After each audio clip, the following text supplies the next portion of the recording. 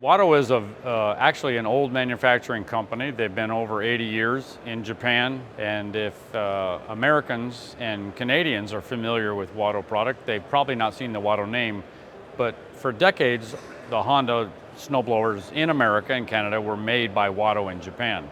Now Wado is going independent. They're starting with their flagship model, 45, 46, 45 horsepower, 46-inch cutting width. And it's made for commercial use, heavy duty use. One man can do what 3 or 4 small snowblowers can do, but more importantly, a Wado snowblower can move snow, heavy snow, in places where big plow trucks and big front end loaders and dump trucks can't get. And mostly with places where people are moving. The Wado company makes nothing but high quality products, and now they're expanding worldwide.